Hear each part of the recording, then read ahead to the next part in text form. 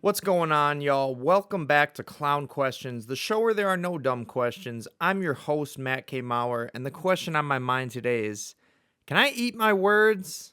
I'll attempt to answer that question in addition to some other questions and attempted answers. We'll have a first interruption with Adam Silver today, top 10 Goosebump moments of the week as usual, and TNF Pick. Thursday Night Football picks are back, baby. So get ready. Who's down to clown?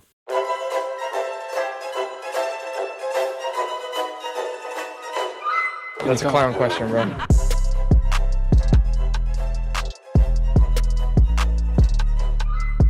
So, can I eat my words? Please. Can I please eat my words? Because, I don't know, I feel like I've said some pretty dumb stuff on the show, especially in the last couple of weeks, particularly some quarterbacks that I was roasting. Quarterbacks who have performed very well. I don't know. I feel like sometimes people get this show misinterpreted of me thinking I know ball and me trying to make jokes but not making very good jokes. I want to make this abundantly clear. I don't think I know ball. I probably don't know ball. I might think I know ball, but I can't really claim to know ball. I love watching the game. I love playing fantasy football. I love listening to Pardon My Take, but I am not nearly as informed of a sports analyst, if I can even call myself that, compared to just about any other source you get out there. But if I'm entertaining you, maybe giving you a little information, I can go through the news. Can I break down the all 22 in a game for you? Not really. My all 22 breakdown from this past week, Micah Parsons, good, but I kind of made that conclusion prior to the game even started. But can I eat my words? Please, I need to eat my words. Maybe maybe say I don't know ball like I just said. But can I eat my words? I should probably ask this question before every single show. But the reason I'd like to eat my words is because of Daniel Jones, Mac Jones, and maybe even Spencer Rattler. I don't know. I feel like there's got to be some more, but these are quarterbacks who I feel like I kind of disrespected on my show. Daniel Jones, I went back and forth between why they would start him over Anthony Richardson. Turns out maybe the reason they're starting Daniel Jones is because he's a better quarterback. I really hope that's not the case. I still want to see Anthony Richardson succeed here in the NFL on the Colts, really. But Colts are 2-0 here. Danny Dimes, Indiana Jones, they're calling him. I hate how hard that nickname goes. Like I said, not a Daniel Jones fan. I want my boy A. Rich to get a chance here, but I owe you an apology, Daniel Jones. I'll eat my words. The Colts made the right decision by not starting you, or by starting you rather than Anthony Richardson. I'm still kind of rooting on your downfall. I won't pray on your downfall. Usually you're not supposed to pray for stuff like that. I found this out Sunday night when I was, I think I was 2 or 3 RBIs away from winning my fantasy baseball playoff matchup. Sadly, I lost, but yeah, right before that game ended, I think I said a legitimate prayer to God, asking for Trevor Story to hit a 3-run home run. He did not. So yeah, keep your prayers more serious. I think I don't know if the Lord is too involved in outcomes of sports games. But yeah, Daniel Jones and the Colts are 2-0. Mac Jones and the 49ers are also 2-0. I was really hating on Mac Jones. He went up against Spencer Rattler, who, again, I had been kind of trashing. I believe the Saints are 0-2, but Rattler's played a lot better than people have given him credit for. Shout out Rattler for feeding Jawan Johnson, carrying one of my 7 fantasy teams. 7 is way too many, y'all. 2 is perfect. 3 is okay. 1 might even be better, but 7, it's just way too many. I keep making trades here. Nemo, offer still on the table. Brock Bowers for Ashton Genty, straight up. I need Genty on my squad. But yeah, that's me eating my words. My apologies, Mac Jones, Daniel Jones, Spencer Rattler even. I guess I can apologize to the people who I told that I think Caleb Williams is a Hall of Famer. I'm sorry about that for calling Caleb Williams a Hall of Famer. That was like a year ago. That's back. Probably too early to say he's a bust. But Bears 0-2, not looking great here. I go to eat my words to like apologize to quarterbacks, and I end up bashing Caleb Williams. Funny how that works. You can see the Packers attire. I guess it's just in my blood here.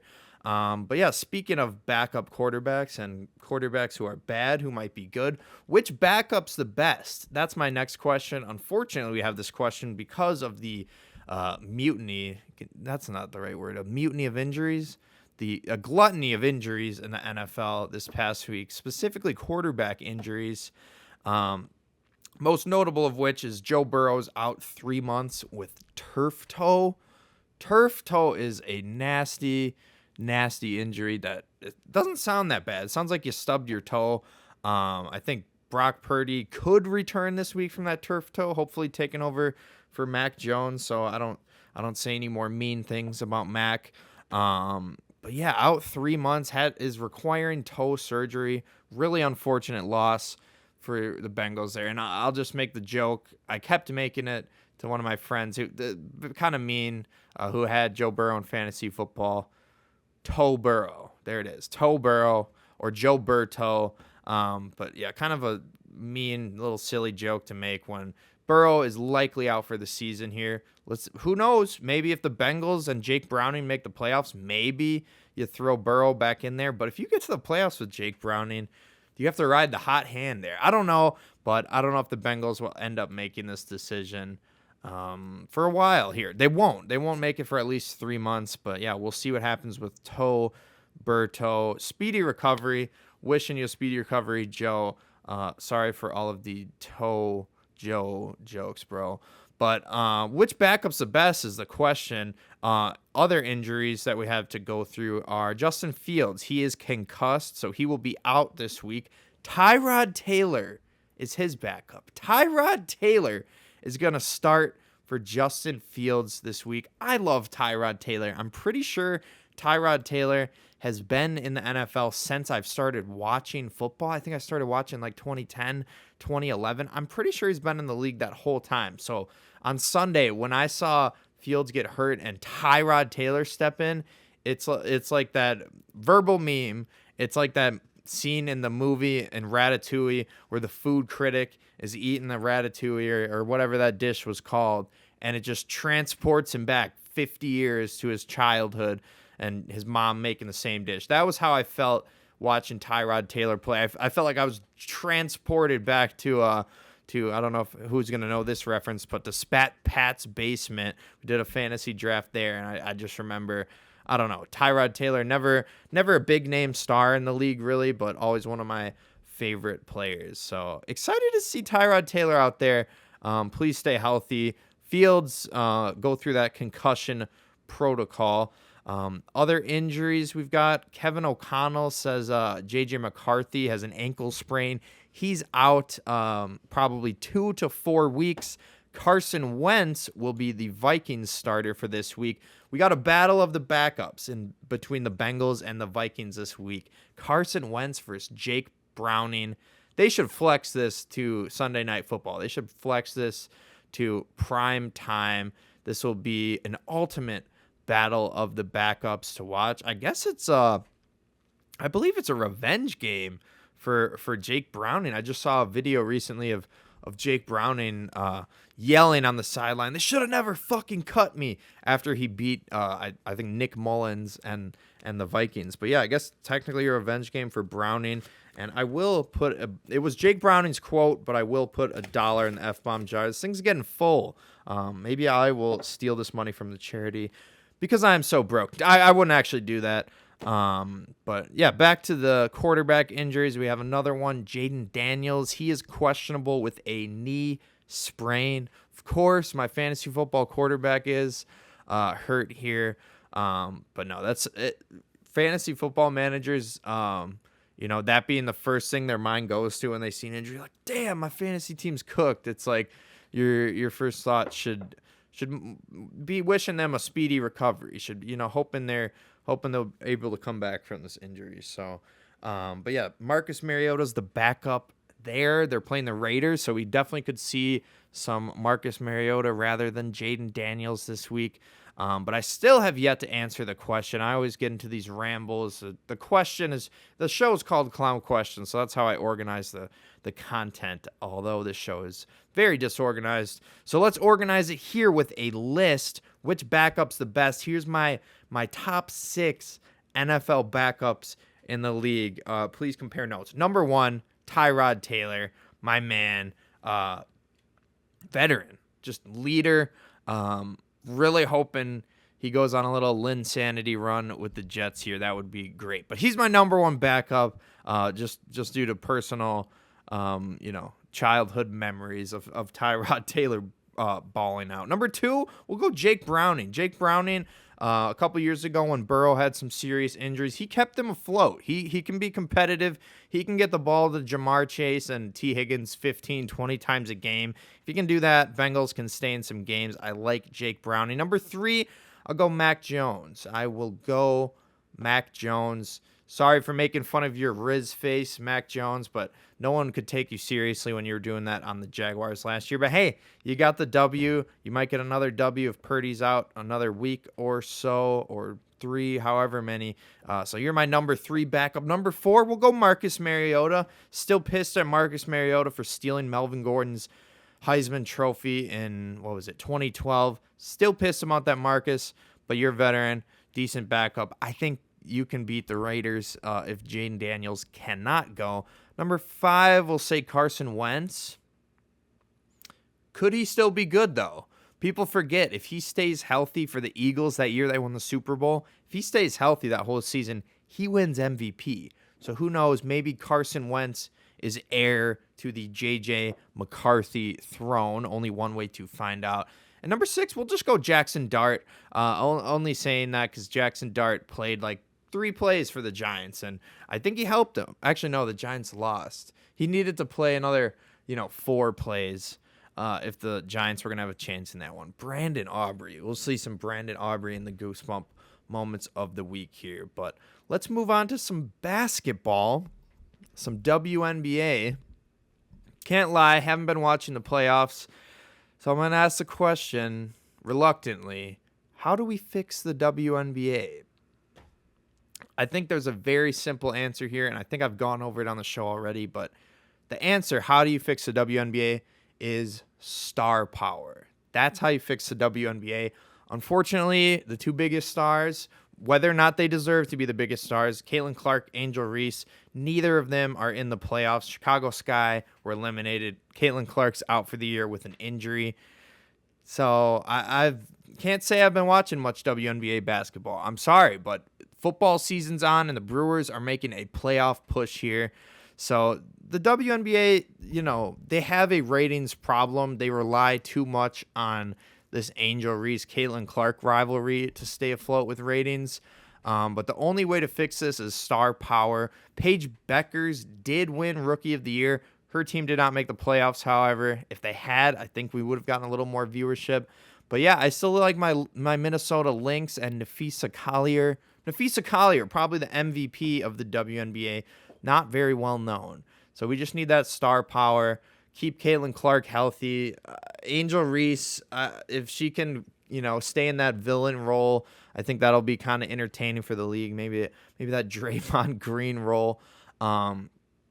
But yeah, the MLB had this problem for years, ratings dipping, just people not being interested in, and then they found their solution, Shohei Ohtani. Obviously, the WNBA solution is Caitlin Clark, but the MLB already had stars, so you need stars upon stars. I think as the years go on, for whatever reason, it's the college prospects that become stars in the WNBA rather than the vets who've been doing it forever. But once Juju Watkins, if she can come back from that ACL injury, get drafted into the NBA at a high pick, she'll add more star power. So that's all you do to fix the WNBA. They want to get paid more, but the viewership hasn't spiked enough for the WNBA to give them raises. But hopefully we'll get there soon, and hopefully we're all more interested in the WNBA. Maybe I'll tune in for the finals, but it's just without that star power, without kind of a team that I root for, It's hard for me to get completely interested in, especially like I said, with football and baseball playoffs approaching soon. Let's move on from the WNBA. I felt kind of uncomfortable talking about that just now. With this question, who should we wish a speedy recovery? Basically, just a list of injuries here. Tough injuries for really all the people listed on here. Khalil Mack, maybe the most painful sounding injury. Well, one of these is a groin injury and a torn Achilles, so those could be equally as painful. But Khalil Mack, the Chargers standout linebacker, he's placed on IR due to a dislocated elbow. Ouch. Ouch. I don't know. I feel like I've dislocated my ankle before. I'm like double jointed. So if I stand like where people lock their knees, I can go back like 30 degrees. So I feel like I've dislocated and like relocated some stuff, but dislocating an elbow, that's a different beast. We saw, Xavier Worthy dislocated his shoulder. They just kind of pop it back in, but how do you pop an elbow back into place? Ouch. Praying for a speedy recovery for Khalil Mack and for Aaron Jones. He's placed on IR with a hamstring. I'll pray for Bears Pro Bowler Jalen Johnson. He's likely done for the year with a groin injury. Ouch, right in the family marbles. But even as a Packers fan, I hope he has a speedy recovery. Isn't it so funny how people always preface like, I root for your rival team, but I still hope your players don't get hurt. I still hope they come back from injury. It's like, I don't have to preface it with that. Just be like, I'm wishing Jalen Johnson a speedy recovery. I don't say like, even though I hate him, I still like, you don't have to mention your rival team that you're a fan of before you wish someone a speedy recovery. But yeah, shout out Jalen Johnson. He kind of got down on the field and prayed with Christian Watson when he tore his ACL last year. So Jalen Johnson deserves that same amount of respect from Packers fans, despite this Packers fan repeatedly mispronouncing his name. Sorry, Jalen. Two more injuries to go through. Austin Eckler tears his Achilles. This is really one of the tougher injuries. Maybe the worst injury we've had in the NFL this year. Just because Austin Eckler's 30, a torn Achilles is hard to come back from, and age 30, playing the running back position, especially, that's going to be hard. One of the things that goes over your career is your speed. When you tear your Achilles, that's going to go down even more. Still a great pass catcher, pass protector, short yardage guy, but yeah, really praying for Austin Eckler because the torn Achilles at age 30 playing running back, that could be a career-ending injury. I hope it's not. I know he loves playing. Hope he gets back out on that field, but no one would fault him if he were to retire because that is a debilitating injury to happen late in your career. That's obviously late for running backs, especially. Last injury is a Packers injury. Jaden Reed is out 6 to 2 weeks after breaking his clavicle, broke his collarbone in the Thursday night game, I believe. So he got clavicle and foot surgery. What was really awesome, that sounds like it came out of nowhere. Obviously, it's not awesome that Jaden Reed got hurt. One of my favorite players on my favorite team. Great guy, great player. But what was funny was after the surgery, whoever did this, very dumb decision. I don't know if it was one of Jaden's friends or family members, but after surgery, Jaden Reed opened Instagram Live to kind of let people know he was doing okay. Horrible idea, by the way, because he is on a bunch of anesthesia, maybe morphine, painkillers. Those are serious injuries, clavicle and a Jones fracture in your foot. So he's high out of his mind. He's high on anesthesia or laughing gas or whatever prescription fent the doctors are giving out these days. But yeah, high off his ass on Instagram Live. Jaden Reed is like, thank you for the prayers, bro. I'm good. I'm doing good, but Packers are going to the bowl. Packers to the bowl, bro. They can't fuck with us. Jaden Reed said this. Jaden Reed probably didn't remember saying this, but when he was high off his ass, his subconscious just had him saying it. He said, Packers, We're going all the fucking way, bro. To the bowl, bro. We're going to the bowl, bro. And one of his family or friends finally cut off the Instagram live when they're like, all right, chill out, Jaden. And he's like, no, they can't fuck with us. They're like, all right, and then they snatched the phone away from him. But great to see the confidence from Jaden Reed there. Wouldn't like to hear him say it. Like if he was in an interview, totally lucid, not high on painkillers, and he said, we're going to the bowl, bruh. You'd kind of cringe. You'd be worried. You're like, why are you jinxing us, Jaden? But he was high. He doesn't even remember saying this. He knows now because someone probably showed him the video after he, came out of surgery and was feeling a little soberer.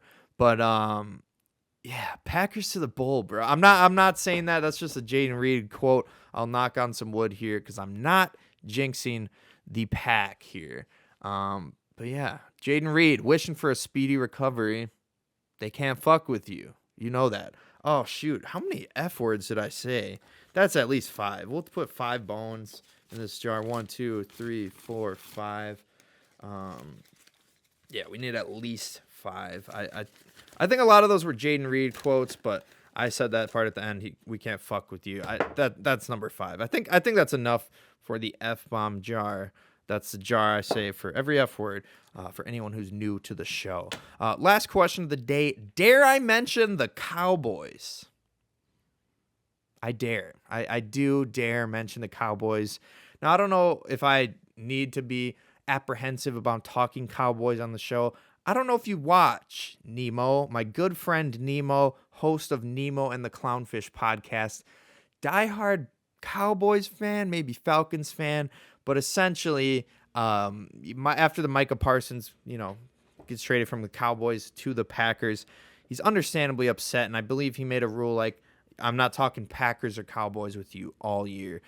So if you are listening to this part of the show, Nemo, if you are tuned in, you might want to turn it off now because I'm going to talk about the Cowboys. I know I'm not allowed to, but the Cowboys, I have to mention their standout guard, Tyler Smith. He agreed to terms on a 4-year, $96 million extension. That's $24 million per year, making him the NFL's highest paid guard, the new highest paid guard. I love it. I think there's 3 Tylers on the Cowboys O-line. All of them are great. Their run game has looked great. I thought Javonte Williams was, I don't know if washed is a word or just like wasted potential, but Javonte has looked awesome this year, and it's probably because of that O-line. Good signing there by Tyler Smith, getting that extension. And good signing is Jadeveon Clowney. Jadeveon Clowney is going to the Dallas Cowboys. 1 year, $6 million deal. There's your answer, guys. There's your replacement for Micah Parsons. His name is Jadeveon Clowney. If you don't believe me that he's an adequate replacement, go watch his highlight in college. South Carolina hit on Michigan. One of the biggest hits ever. That alone makes him an elite defender in the NFL. Probably a decade after that happened. But yeah, Cowboys, you're the missing piece has arrived. All you need, you were one edge rusher away, and you got him, Jadeveon Clowney. Oh, Nemo's gonna rip me to shreds if he hears this. But yeah, that's all I got on the Cowboys. 2 other pieces of news. Clayton Kershaw will retire after the season. Shout out Clayton Kershaw. I used to be a big fan of his. Don't tell any of my Brewers compadres. But I was in like 4th or 5th or 3rd grade. I used to have a Dodgers hat. The Dodgers were my favorite team for a couple of years there, mainly because of Matt Kemp. I was a huge fan of Matt Kemp and subsequently a fan of the Dodgers and Clayton Kershaw. So hats off to a great career, Clayton Kershaw. I hope you choke in the playoffs to the Brewers, but great career. Hats off to you for that. Last little piece of news I don't really want to go into. Maybe I shouldn't even mention it, but apparently the Baltimore Ravens wanted to draft Shedeur Sanders. I knew I did say I would shut up about Shedeur Sanders until he starts a game or, gets in, but the Ravens wanted him. They wanted him as their backup. apparently Shedeur Sanders declined. So it's a whole other rabbit hole. I'm not going to get into it, but I'm just going to say that's interesting. Sanders said, no, I want to be the starter. Well, now you're the third stringer. So maybe you should have said yes to be the backup to Lamar. No, but obviously we think he has a better chance of getting in over Gabriel and Flacco than Lamar. Put Shedeur Sanders on the field. We want Shedeur. We all do. But let's get to first interruption. This is a longer show today. My apologies. I didn't have that much written down. I didn't think it would take that long. Maybe it's because I'm rambling as I ramble the preamble to first interruption. This week's first interruption is with Adam Silver. And basically a reporter asked him about the growing cost of streaming services and this and that. You have to pay so much more money to watch all the NBA games this year. She asked Adam Silver about that, and he had not such a dignified response. It's become very expensive to watch the NBA as a fan, not just going to games, but also in order to, there's different streaming services you have to subscribe to. Some of the RSNs are expensive. I know that there are other points of entry for fans to interact with the NBA. There's social media, and a lot of younger fans, that is how they're experiencing the sport. But I wonder what you think, how much you think about that and how that will shape the next generation of fans. I think about it a lot. I will say, I saw the story your publication ran of you took all the different streaming services and added them up and what those costs would be. I will say I look at it a little bit differently because most people can only consume so many games. I just want, by way of one example, in these new media deals, we're going from essentially 15 exposures on broadcast television to 75. Now, so, to the extent somebody wants to put little rabbit ears on their television, you can still get, therefore, 75 marquee games, in essence, for free in the marketplace. I'd say in addition to that, and this is an ongoing issue for the league, there's a huge amount of our content that people can essentially consume for free. This is very much a highlights-based sport. Instagram, TikTok, Twitter, you name it, any service, the New York Times for that matter, to the extent that your content is not behind a paid firewall. There's an enormous amount of content out there. YouTube, by another example, that is advertising based that consumers can consume. Wow, Adam Silver, this is a highlights-based sport. I thought he was about to say this is a highlight league, but he might as well have said it. People are paraphrasing him and he said it's a highlight league anyways. He basically did say that. He said this is a highlight-based sport. If you want to follow it, watch the highlights. You don't have to watch the games. And they wonder why there was a ratings problem. All these stories coming out last year about how the NBA is having horrible ratings and, there's no way to fix this issue. You got to shorten the season, this and that. If you want more ratings, why are you going on more streaming services that not everyone has? Most people have Amazon Prime Video. Not everyone has Peacock. And what did you do? You took NBA on TNT. You moved that crew to ESPN. And all the TNT national broadcast rights you gave to NBC, which great, NBC is national TV, but Peacock isn't. Now you got to buy another streaming service. So your ratings are only going to dip again this year, Adam, and it's because of these weird, dumb TV deals y'all did. Maybe this is why no one watches during the regular season, because it is a highlight league.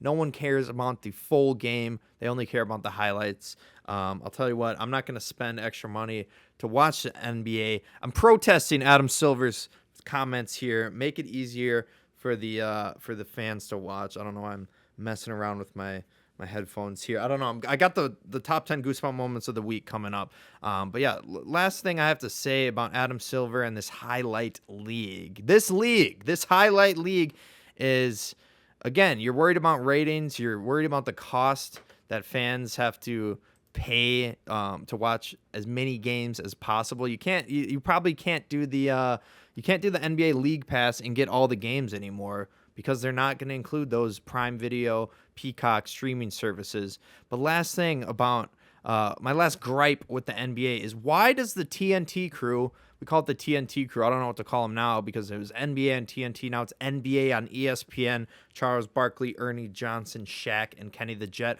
Why do they have a 2-month gap to start the season? Apparently they're going to do, I think, the opening night of games. They're going to have their halftime show in between pregame show, postgame show, but then they're not going to come on again until Christmas. So I really don't understand that decision from the NBA, having a 2-month gap in your only, not your most, your only popular halftime show.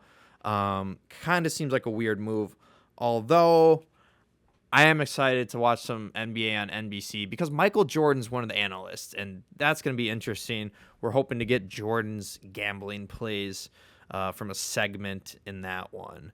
But let's move on here. Let's get to our top 10 Goosebump moments of the week. Everybody's favorite moment of the week. I can finally put these headphones back on. I'm worried they're going to get tangled up in my luscious flowing hair. They call me Fatbio, not Fabio, Fatbio. But here they are, the top 10 Goosebump moments of the week. Starting off at number 10, Alejandro Kirk rips a sack fly to win it for Toronto. Kirk in the box. Fly ball left center. Loper Fido back to tag. Here he comes, and the Blue Jays win the ballgame. Number 9, Nick Sogard with the infield hit to walk it off for the Sox, the Red Sox. The 1-1. Ground ball. Here comes the runner. Play at the plate. He slides in safe. The Red Sox win it. Number 8, Jordan Lawler gets the infield walk-off on a check swing. Is cued back to the mound. It's under Walker's glove. Carroll scores, and the Diamondbacks win. 6-5 is your final. Lawler with a little sneeze that somehow gets past Ryan Walker, and once that happened, Carroll, you knew he was going to score. Number 7, Brandon Aubrey hits a 64-yarder to force OT, and then a 46-yarder to win the Cowboys a thriller. Wow. Kicking masterclass. To try and win this thriller. Aubrey got it into Money. overtime and now wins it.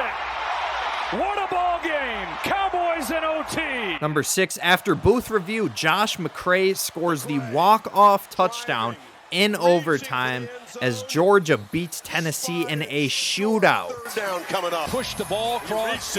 Watch right there. That's a touchdown. Further review, it is a touchdown. Yeah. Game is over.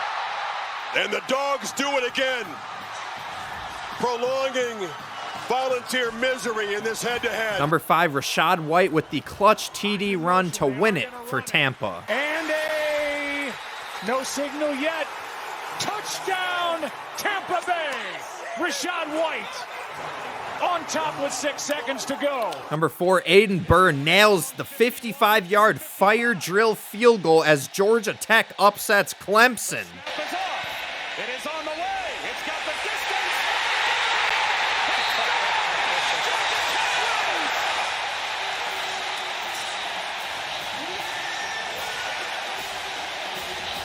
What a kick. Number 3, Marcel Reed throws a game-winning TD on 4th down to beat Notre Dame. Fires. It is caught.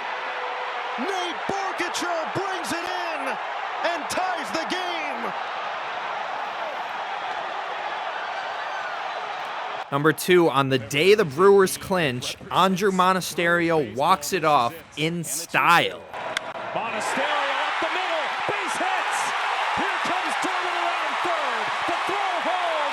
Not in time. And the Brewers, on a day where they clinch, can celebrate properly. From down 6-1. 3 in the 9th to tie. 2 in the 10th to win it. Number 1 moment of the week, Patrick Bailey hits an extra innings walk-off grand slam for a big win over the Dodgers. Left field. Out of here. And we are going home.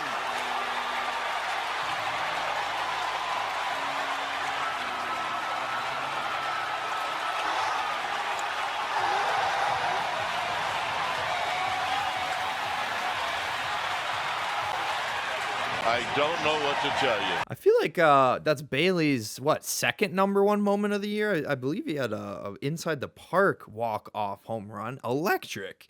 electric stuff from Patrick Reed with the walk-off grand slam. Huge win over the Dodgers. Giants kind of scratching and clawing for that wild card spot. Dodgers scratching and clawing for the division spot, the bye week. Brewers our magic number is 5. No, magic number 6, I think, to win the division. So Brewers, we gotta stay in the win column. Let's beat the Angels tonight. I'm getting off topic.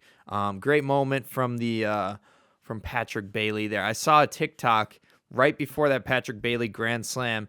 This guy says to the camera, he says, "If he hits a walk-off grand slam, I'll jump in the water," pointing over to McCovey Cove, the Pacific Ocean in that San Francisco stadium. Credit to him. He looked absolutely shocked, absolutely flabbergasted after that grand slam. But credit to him, he did jump in the water. So follow through on your word there.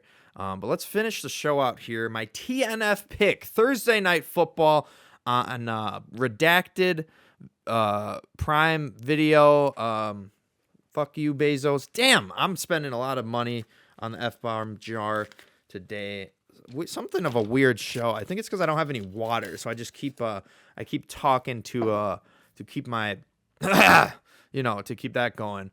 But yeah, TNF pick. We got a potential barn burner here tonight. We have Dolphins at the Bills.